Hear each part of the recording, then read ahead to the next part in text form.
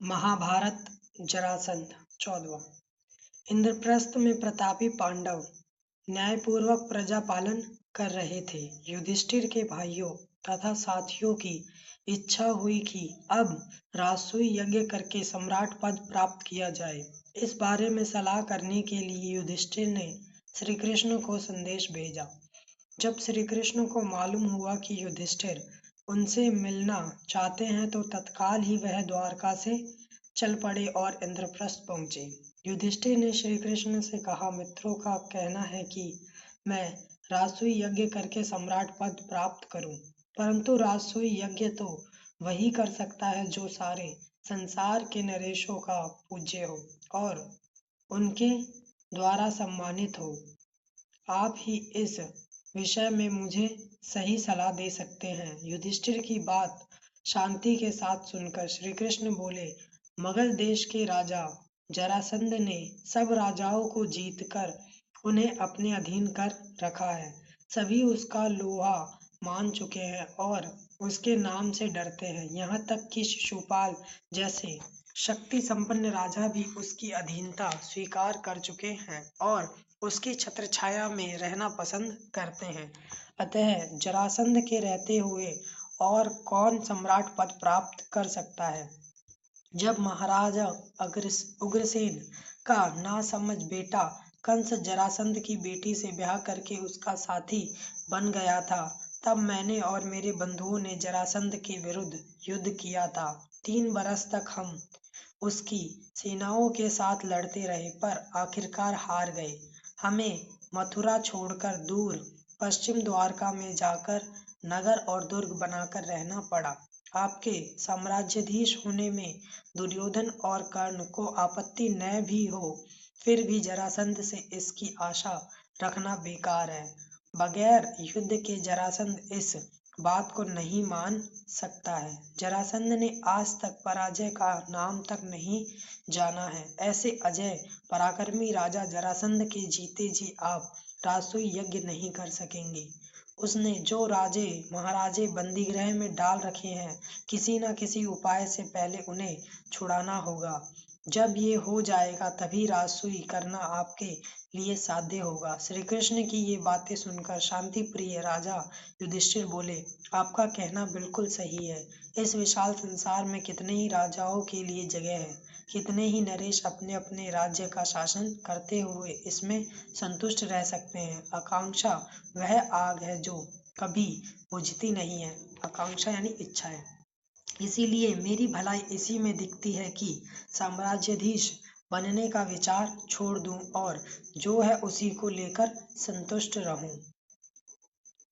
युधिष्ठिर की यह विनयशीलता भीमसेन को अच्छी न लगी। उसने कहा, श्री कृष्ण की नीति कुशलता, मेरा शारीरिक बल और अर्जुन का शौर्य एक साथ मिल जाने पर कौन सा ऐसा काम है जो हम नहीं कर सकते। यदि हम तीनों एक साथ चल पड़े तो जरासंध की शक्तियों को चूर करके ही लौटेंगे। आप इस बात की शंका न करें। यह सुनकर श्री कृष्ण ने कहा, यदि भीम और अर्जुन सहमत हों तो हम तीनों एक साथ जाकर उस अन्याय की जेल में पड़े हुए निर्दोष राजाओं को छुड़ा सकेंगे। परंतु युधिष्ठिर को यह बात न जची। उन्होंने कहा, मैं तो कहूंगा कि जिस कार्य में प्राणों पर बन आने की संभावना हो, उसके विचार तक को छोड़ देना ही अच्छा होगा। यह सुनकर वीर अर्जुन बोल उठा, यदि हम यशस्वी भरतवंश की संतान होकर भी कोई साहस का काम न करें तो धिक्कार है हमें और हमारे जीवन को। जिस काम को करने की हम में सामर्थ्य है, भाई युधिष्ठिर क्यों समझते हैं कि उसे हम न कर सकेंगे। श्री कृष्ण अर्जुन की इन बातों से मुग्ध हो गए। बोले, धन्य हो अर्जुन, कुंती के लाल। अर्जुन से मुझे यही आशा थी। जब जरासंध के साथ युद्ध करने का निश्चय हो गया तो श्री कृष्ण और पांडवों ने अपनी योजना बनाई।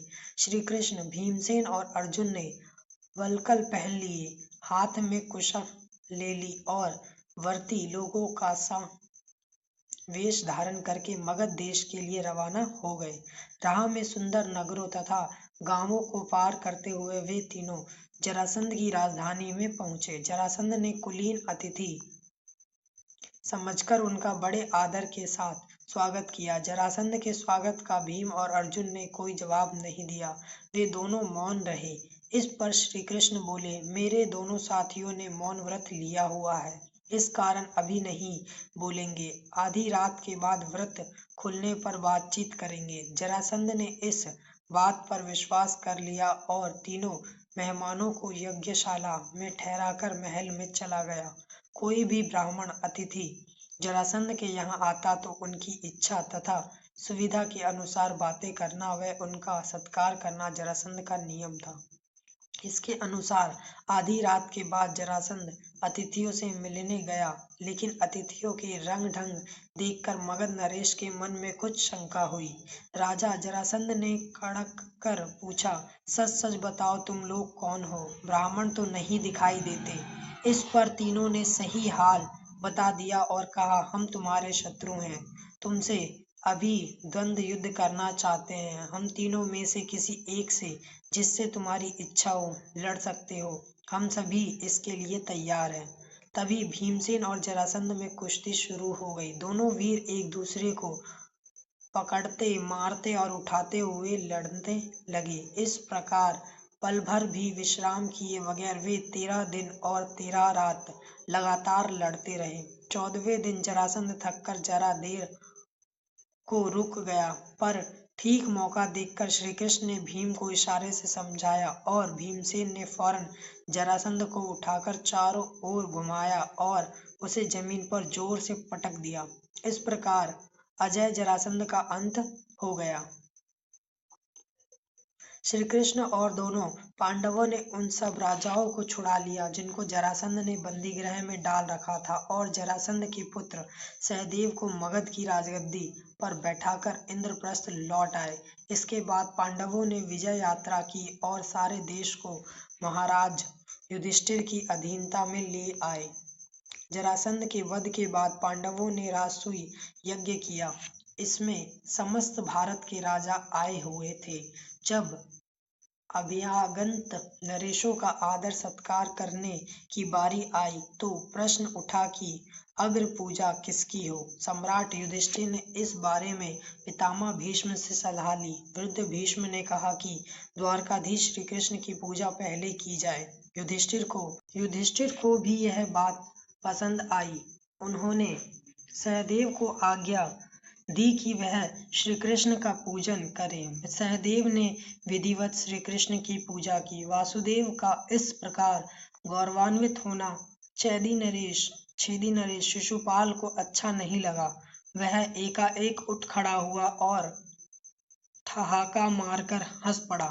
सारी सभा की दृष्टि जब शिशुपाल की ओर गई तो वह ऊंचे स्वर में व्यंग से बोलने लगा, यह अन्याय की बात है कि एक मामूली से व्यक्ति को इस प्रकार गौरवान्वित किया जाता है। युधिष्ठिर को यों आड़े हाथों लेने के बाद शिशुपाल सभा में उपस्थित राजाओं की ओर देखकर बोला, उपस्थित राजागण, जिस दुरात्मा ने कुचक्र रचकर वीर जरासंध को मरवा डाला, उसी की युधिष्ठिर ने अग्र पूजा की। इसके बाद उसे हम धर्मात्मा कैसे कह सकते हैं? उनमें हमारा विश्वास नहीं रहा है।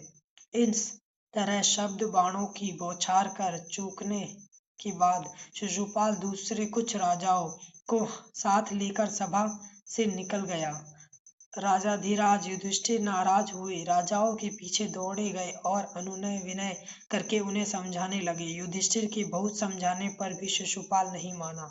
उसका हठ और घमंड बढ़ता गया। अंत में शिशुपाल और श्री कृष्ण में युद्ध छिड़ गया, जिसमें शिशुपाल मारा गया। राजसूय यज्ञ संपूर्ण हुआ और राजा युधिष्ठिर को राजाधिराज की पदवी प्राप्त हो गई।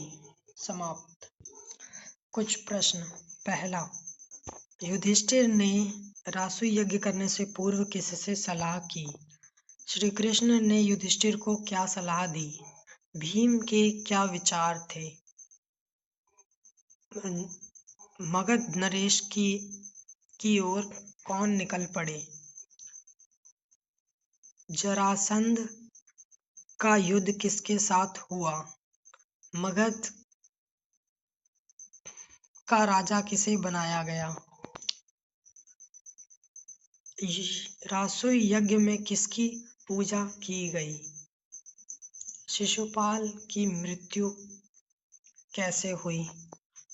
श्री कृष्ण का युद्ध किसके साथ हुआ? समाप्त।